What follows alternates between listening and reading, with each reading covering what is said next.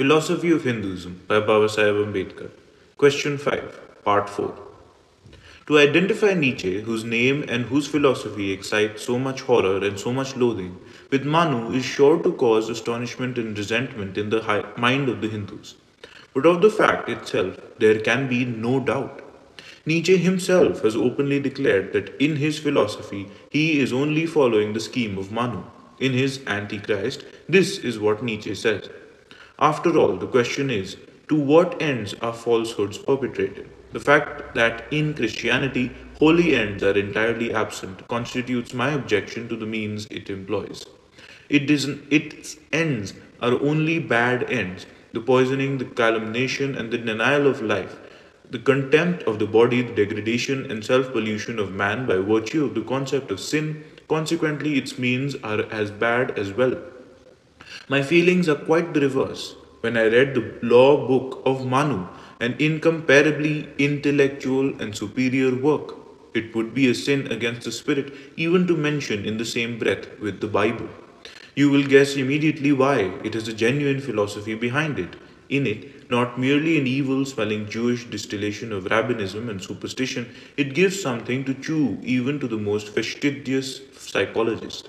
And not to forget the most important point of all, it is fundamentally different from every kind of Bible. By means of it, the noble classes, the philosophers and the warrior guard and guide the masses, it is replete with noble values. It is filled with the feeling of perfection, with saying "yeah" to life, and triumphant sense of well-being in regard to itself and to life. The sun shines upon the whole book.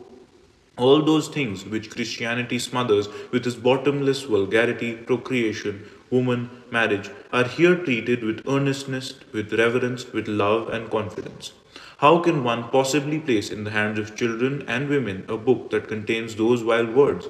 To avoid fornication, let every man have his own wife, and let every woman have her own husband. It is better to marry than to burn. And is it decent to be a Christian so long as the very origin of man is Christianized? That is to say, befouled by the idea of immaculate conception. I know of no book in which so many delicate and kindly things are said to women as in the law book of Manu.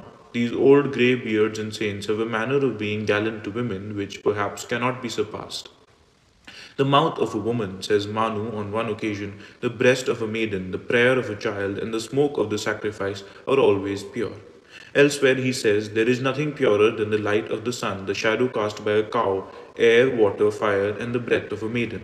And finally, perhaps this is also a holy lie, all the openings of the body above the navel are pure, all those below the navel are impure. Only in a maiden is the whole body pure. The end.